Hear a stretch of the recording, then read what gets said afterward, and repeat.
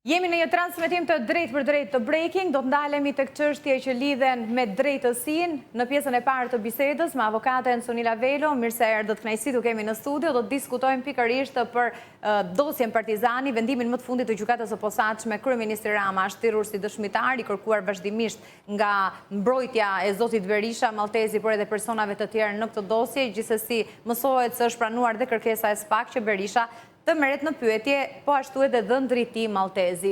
Ju si e shihni këtë zhvillim përtej komenteve që bëjnë palët përfaqësuesit të politik në raport me procesin? Dafina, faleminderit njërë për ftesën. Po, ky ishte lajmi i ditës fakt sot, që gjykata pranoi të thirret si dëshmitar kryeministri zoti Edi Rama. Në fakt ishte shumë e pritshme.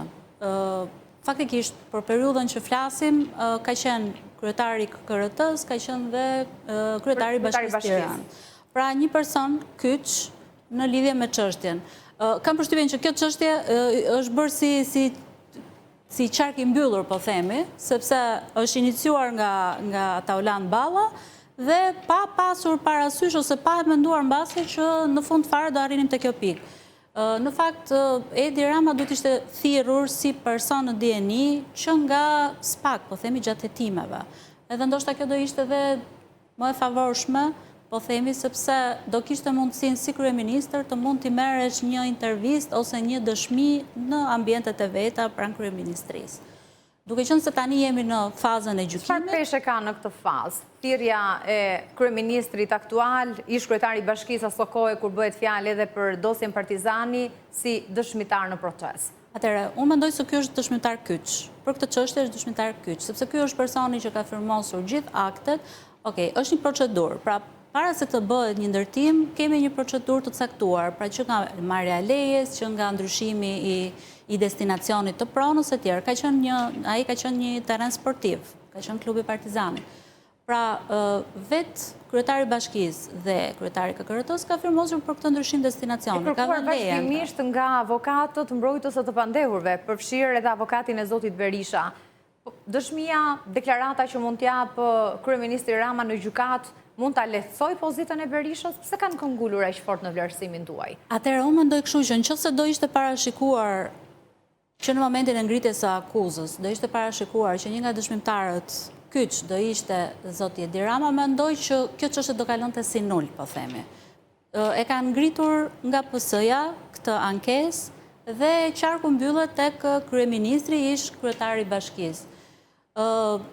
E kanë këmbgulur shumë sepse ky është personi që ka firmosur të gjithë dokumentacionin. Ky është personi që bashkë me të tjerë ka dhënë pra në këtë formë.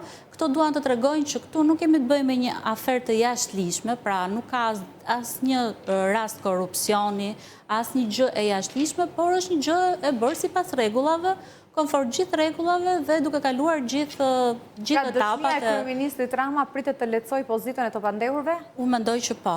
Mendoj që me dëshminë e tij, ai nuk mund dali dhe të thotë që dokumentat e firmosura prej tij dhe aktet e prodhuara prej tij janë false, nuk mund ta thotë as të gabuara. E qartë. Por ndërkohë nga ana tjetër, kërkesa e SPAK është pranuar nga gjykata për të marrë në pyetje zotin Berisha dhe dhëndrin e tij Maltezi. Kjo sa i shërben procesit? Tani, në këtë proces që jemi, normalisht do pyeten të gjithë aktorët që janë të përfshirë.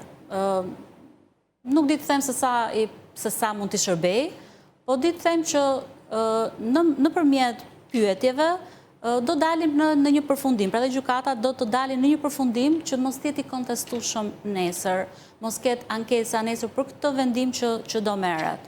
Mendoj që është shumë i drejtë nga ana e gjykatës vendimi për të marrë në pyetje të dy personalitetet. Do mbetet për të parë gjithsesi, se si do vijojë si çështje.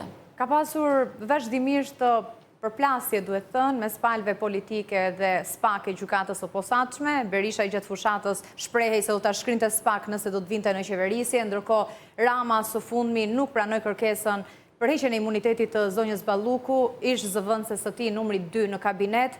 Çfarë tregon thirrja e Ramës si dëshmitar, pra tashmë një kërkesë zyrtare dhe pranim nga gjykata, marrja në pyetje e Berishës në tjetrin proces, shihni ju diçka ndryshe në raportin mes drejtësisë së re, pra dy institucioneve të posaçme dhe politikës nga ana tjetër?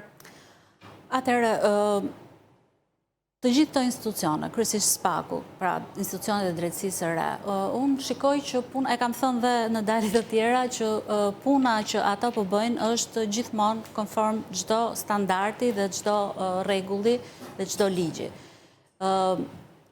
Fakti që zoti Berisha është shprehur për SPAK-un në këtë formë nuk është diçka e re, sepse e ka thënë dhe në shumë dalje të tij.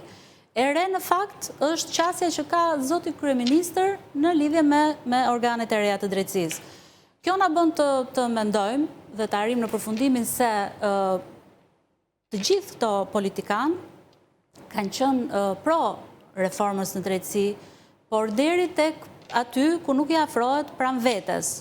Me këtë veprim të sotëm, ky veprim mund të jetë edhe thjesht një veprim procedurial i zakonshëm për shkak të dienisë që zoti Rama ka për këtë çështje, por mund të jetë edhe për të treguar që sot nuk ka të paprekshëm. Pra edhe ai që është kryeministër dhe ai që është president, në momentin që drejtësia thëre, duhet jetë i gatshëm. Do t'jetë me shumë interes seanca e radhës, apo... Nuk do t'jetë e radhës në fakt, sepse duhet të pyeten njëherë dëshmimtarët e thirrur nga akuza, duhet kalojnë edhe provat shkresore të akuzës dhe pastaj do filloj dëshmimtarët e... Po ndoshta në kontekstin e marrjes në pyetje të zotit Berisha sa afërmi edhe dëndrit të tij maltezi të pandehur në të njëjtën dosje, në të njëjtin proces tashmë. Duhet kaloj në një tjetër zhvillim, ka të bëjë pikërisht me zjarrin e një dite më parë që shkrumboi një pallat të 12 katësh pranë qendrës spitalore universitare Nën Tereza, mbi 70 apartamente të djegura përveç fasadës, disa persona të lënduar, por fatmirësisht pa dëme në njerëz. Ka pasur një sër reagimesh gjatë ditës së sotme, sigurisht angazhuar edhe policia, prokuroria, 4 persona janë vënë në pranga, mes të cilëve inxhinieri por edhe